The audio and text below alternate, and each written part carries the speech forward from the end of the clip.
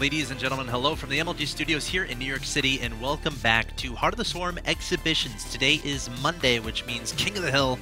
We started at 5 p.m. Eastern with Gosu User versus TT1. Gosu User won that. Then he proceeded to win against Dragon before falling to Crank.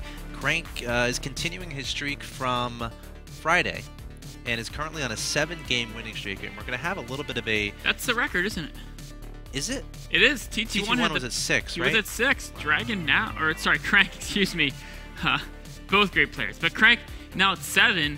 He has had a couple close ones. The last one was you know, a little neck and neck as well. But he's a force that won't be stopped. I mean, his macro, micro, positioning, everything just so solid with this guy. I mean, the times you've seen him get stepped up a bit were on maybe some cool strategies. Like Crowloo had probably Crowloo probably could have won that game. Yeah. Won the Dark Templar. Lomo with the Widowline Contain, if you utilize that to macro up more aggressively maybe. So you got to come with some little cute strategic play. Or you've got to be pro-Korean as well. You know, when I think of cute strategic play, you know who I think of? QXE? I think of Catz. Catz. That's gonna be a second guess. Both those guys. I mean, oh yeah, like Catz with his 4 hatchery. Yeah. 4 hatchery before pull. I mean, that's the type of play that is a great way to try to beat these world-class Korean guys because they haven't seen it before. Yeah. So either you know, your best case scenario, from my experience when you do these kind of offbeat strategies, is that they try to counter it, but because they don't really know the counter, they guess at a counter and they do something that's actually they haven't practiced, and then you win. The worst thing almost is if they just don't scout it. Yes. Because they don't play their standard game, and their standard game is standard for a reason. It's because it's really freaking strong, man.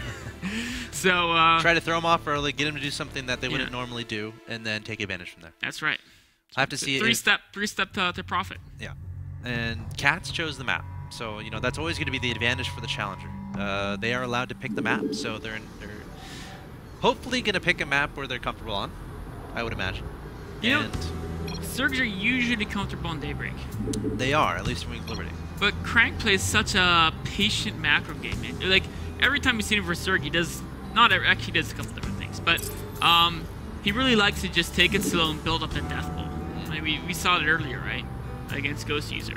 So he's perfectly happy letting Zerg get 4 or 5 bases as long as he gets 4 or 5 as well. He takes his 4th base pretty aggressively. And it's awesome to see. I love watching that style of Protoss. Of course, TT1 is a guy that comes to mind as far as you know, a similar style. And we'll see what happens here. Of course, Crank is on a 7-game winning streak. He's your red Protoss player in the top right-hand location of Daybreak. His challenger is Catz in the bottom left, the blue Zerg player. And Catz actually represents Crank's first win of his streak. And he's going to be here. Maybe he'll be the first, and Catz is hoping he won't be. Yeah. He's hoping he'll end the streak as well. Yeah. He said, you know, I started your streak. I can try and end it. Can he do so? Yeah. We'll have to wait and see. We'll find out. I mean, Catz might have been caught a little. He might not have been exactly prepared. Like, he was trying to get a streak going of his own, and then all of a sudden Crank comes in. I don't know how much they've played, but now Catz has had some time to play a little bit more Heart of the Swarm. It's time to think about how Crank plays. Maybe time to watch a little bit more of the matches that Crank played on youtube.com/official MLG SE2, where all the VODs will go. So maybe he did a little bit of that, and maybe he's constructed a build that should be much better, or that should give him a nice chance against Crank. I kind of want to see more Mutalisk usage. If I remember the game where Blade did really well versus Crank, it was off the backs of Mutalisk early, and you know, he did a great job with him. Almost enough to beat Crank. And I feel maybe you just get a little bit more done with them. That's what it would take to beat Crank with Zerg. Star Station? Do you remember what map that was? I remember the geography of the map in my head. Okay. But I can't mesh that with a name right now. It's okay. I forgive you. Oh, look at Catz. Catz's famous build. This is what he was known for a long time ago. Loving the proxy hatchery build, and you know, Crank has no answer for that right now. I mean, well, Crank hasn't even seen it yet, so he doesn't even know if he should. Wait. Oh. He knows. Do you see the patrol route? He didn't just randomly check the bottom left. He actually had that probe queued up to go around his base. I wonder what he must have seen. Well, everybody. The lack. Yeah, he saw everything was late. He saw there was no spawning pool. and he saw there was a late, yeah, big spawn pull. Yeah. Basically. So this is weird because Catz used to do some Wings of Liberty. It was all designed to be like a roach rush. You get into main, even if they build a cannon, you just run past the cannon, poke it from other angles, right? But in this situation, he went 4 hatch before a pull. So I feel like he can't even make a queen here. Yeah, he can't do anything. He can only make drones. He's getting. When we see a cancel from Crank. Maybe you know why? Because Crank saw the spawning pool timing. So he knows that hatchery is purely like a mind game. He's trying to get Catz was trying to get Crank to overreact to it. Yeah, he can make a drone and potentially make a spine crawler, I guess. But then that would be. I mean, the Zelt would kill it before it got up. He'd have to wait till he has 2 drones, but no, there'd be 2 Zelts. So, maybe if he started Roach one right now and then built like because there'll be stalkers out. Yeah, it's just gonna die. It's just gonna die. There's Roach one. I don't know. I mean, roaches might work. Gotta get a queen, and then it's too late to. I mean, the queen larva inject won't come in before the hatchery's dead at this point. Well, if you can stall with Link. Yeah, I think it's still long enough. It depends how much he wants to commit to this. Is the question. If he wants to commit a lot to it, then yeah. I feel like he has so many opportunities to drone up though that everything he builds is not a drone at home. Oh, if he can keep the roaches alive long enough and get them to burrow in the middle line and keep popping up and poking out probes. As long as the larva is there, he's gonna be. Yeah, the larva's not gonna die. He'll make roaches, no problem. The hard part won't be making roaches. Zergin's trying to get some damage done too, getting a couple probes here, softening up the probes a lot. So the hard part's not gonna be making roaches. The hard part's gonna be keeping the roaches alive until burrow finishes, right? Because they're gonna pop. There's gonna be 3 Zelts around them. There's a stalker shooting them, and they've got to. If there's creep there, they can micro away from the Zelts very easily. But that creep's not gonna last there forever. There's also Mothership Core there. There is.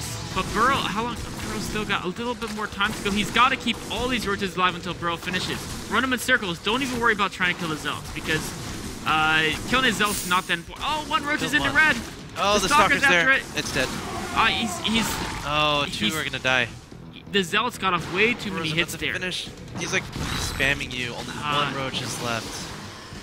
This would have been so cool. I mean, it's still pretty. Oh no, all the roaches died right when Burrow finishes. You know, he might have tried to kill the Zelts too much. If he just ran in a straight line and said, you know, I don't care about the Zelts, I think he could have gotten maybe.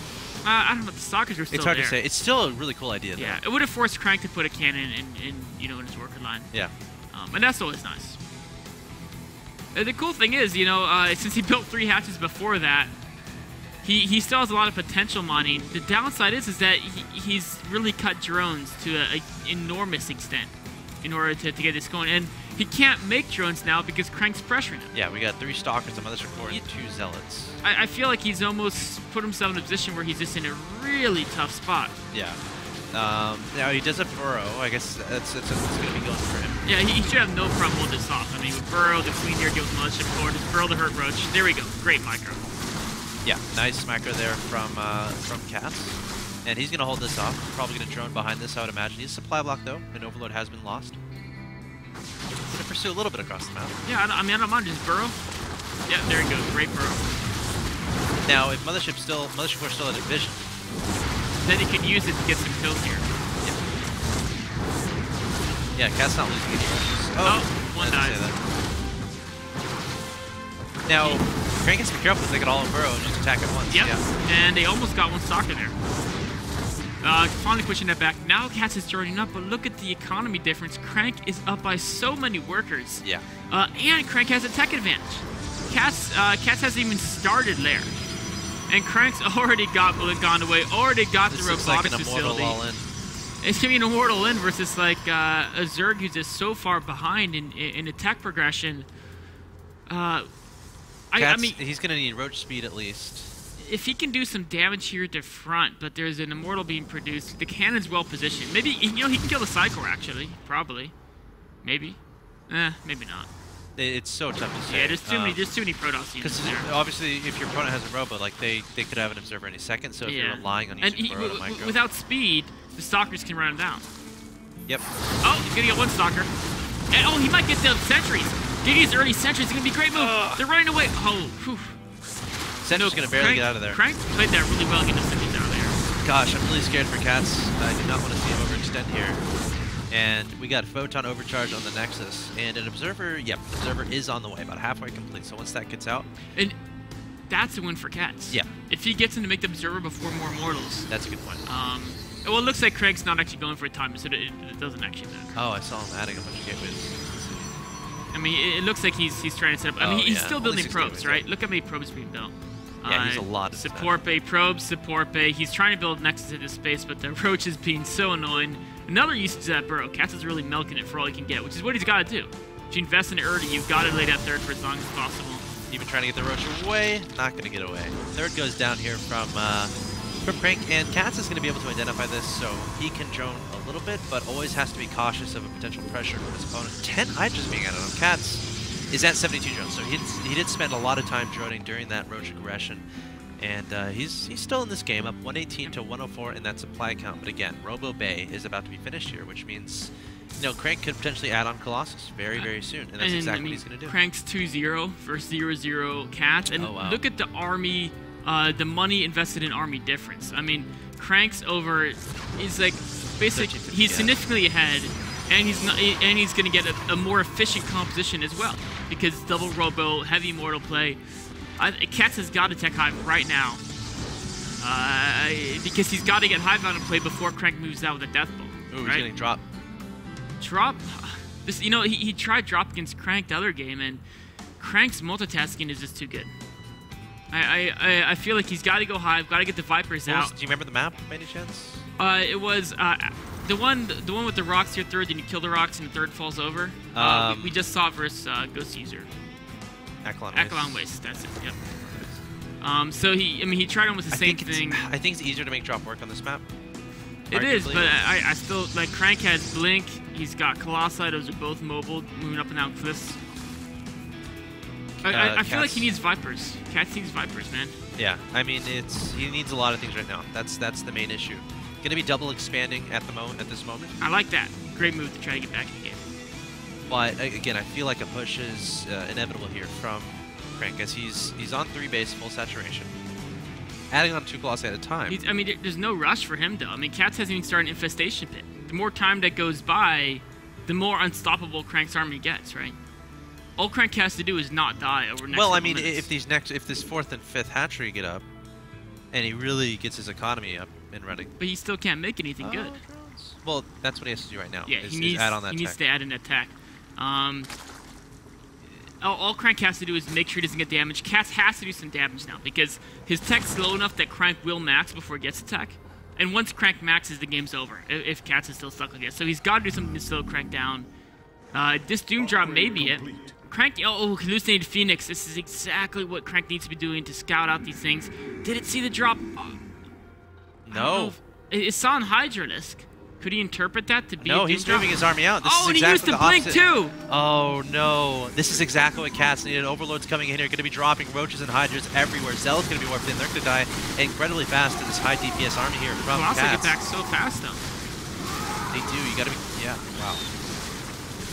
They can walk up cliffs. They can walk up things. So wait, there's no Colossi range, is there? There's not. Never got Colossi range. Yeah, I don't think it's not going to matter. You realize that just now when he's starting it. But yeah, Crank, great job on basically defending that, and that didn't really do, I think, what Catz needed to do. He's going to try to drop some stuff at the 3rd base here, but the Photon Overcharge is going to do a lot, going to represent a lot of damage here from Catz, or from Crank, I should say. And as you said, Catz is not able to get much done here. I mean, he definitely got a lot of units out, but they pretty much just got slaughtered. And just now, Catz is starting Infestation Pit Inspire. That's not really where he wants to be at. A massive Templar warp in. He might just go. He might just realize, all right, he just invested a lot in Roaches and Hydras. These Archons might well die before he can meet up with them. Oh. No. I mean, they're going to take some damage. One of them dies. Another one. Oh, other Roach is going to get it. Those are nice pickoffs here. Yes. Nice. Look at how close. Now even picking off a couple Stalkers because he knew the blink cooldown was up because they blinked to get forward there. So great moves by Catz. Does he have time to get what he needs out against his competition? No. That's the big question. I mean, great moves by him though. I mean, he's still dead. Don't get me wrong. He's still dead. He's still dead. But taking out those Archons. He's like that wounded animal that's still flailing around and doing damage wherever it can do. So not bad. Going for the counterattack again, exactly what he has to be doing. I don't think he'll get much done because Crank's gonna come back here. Great split up by Crank, sending Zealots to the 3rd, to 4th, the army back to deal with the counterattack. We have some more units loaded up in Overloads here at the south side of the map, but Crank is everywhere here, sending Zealots to, again, as you said, the 3rd, the 4th, dealing with that potential counterattack there from Catz. He's going to burrow a couple roaches to try to extend the life of those. But as you said, Crank's just going to push. Uh-oh, this might help Catz a bit. It is. The Colossi, they're doing a jig. They always do this on the same spot. Okay. They decided, you know what, let's not go to war. Oh. Let's do a jig. And... two more gets that one spot, it always happens. These Colossi. They're so... They just want to dance, man. It's like two large people trying to walk through a doorway. Wow. They keep getting stuck. The Colossi can't figure out how to do it. They're like, you go first, then you go first, and you keep going. They're just too polite for their own good, and Crank finally sorted out that issue. He's going to be attacking to the natural expansion here of Catz, up 193 to 174. The next, the 3rd, is going to go down, sure, but the main army of Crank remains alive, and I don't know if there's much to stop it. Catz still producing nothing but roaches. You know, you can say, all right, why doesn't he make corruptors? Well, even if you kill the Colossi, you still have a huge gun army to deal with. Too much stuff. And you don't have resources anyway for corruptors. It's you know what's an interesting fact? Roaches actually kill... If there's not a lot of force fields, you're almost better off getting roaches. Just because the cost difference is so high. You can get 2.5 roaches per Colossi, at least. Right? Even more if you're gas constrained. So, if it's a situation like this, you know, sure, you kill the Colossi, but if you don't have... You know, like you said... Even without the Colossi, that army is still almost unbeatable for what Catz has. Catz trying to fake a drop into the main base of his opponent, trying to set up a flank here. Not bad at all, getting a nice little concave, but not enough. I mean, Crank is going to have way too much. Way too much. Crank, that type of multi-pronged drop play is something that was really popular in TVP. I remember Idra used to use it a lot, like back when she cursed plateaus in the map pool. And then Protoss learned to multitask well, and it kind of phased out. And that's something that I don't think is better in Heart of the Swarm. In fact, I think it's weaker because of the Photon Overcharge. So you can see how Crank can defend a 3rd base with just that Photon Overcharge and a few Warpins. I love how he just kept his core there. Yeah, that's exactly what he did on Aqualung Ways too. Both these games, if you're a Protoss, you have a hard time defending drop play, you just watch this game, go to youtube.com/official MLGSE2, go watch the other Crank game on Aqualung Ways. It was the first game of the day on last Friday. Just great games. His core gameplay is too good. Trying to beat him with a core, like a basic strategy, like multi-pronged drop, he's just too good, man. Yeah. You gotta do something off balance to get this guy. I'm wondering what's gonna happen what needs to happen for Crank to lose. He's currently on an 8-game winning streak in MLG King of the Hill. That being said, we're done for the day. But we're going to be resuming on Friday with more King of the Hill action. Of course, tomorrow we have some arcade spotlighting to do. Me and Nick will be here playing some arcade games to see which ones are good and which ones are worth looking into, trying to get some more exposure to that community. Of course, I grew up playing StarCraft use map settings games, so anything we can do to help that community is good, according to, well, as far as I'm concerned. Wednesday we got free-for-alls going on, and of course Thursday we have a show match. I have the 2 players cemented. I don't think I want to announce it just yet. It's going to be awesome. Give us a hint. Give us a hint. Give us their country. Okay. Country versus country. Korea versus Europe. Okay. One of the Koreans is living in the United States right now. Okay. And that's pretty much a giveaway. But anyway, that's going to be coming up on Thursday, and Catz is actually going to be casting that with me, of course, to try to get players involved as much as possible. TT1 offered a lot of great incitement, or what's the word? Incitement isn't the word, is it? Insight. Offering insight. Insight. Just don't add the mint. A lot of great insight in Dragon versus White Raw. Again, anything you've seen on the stream will be available. So if you miss anything, youtube.com/official MLG SE2. Check that out. Check out the VODs. But coming up next, we're going to have, I recently had a conversation with Major, who was on Root Gaming, is currently now in Korea on Team 8, and he talked with me a little bit about his experience so far in Korea and when he thinks he'll be playing in Pro League. So that's coming up next, guys. Check it out. Don't go anywhere.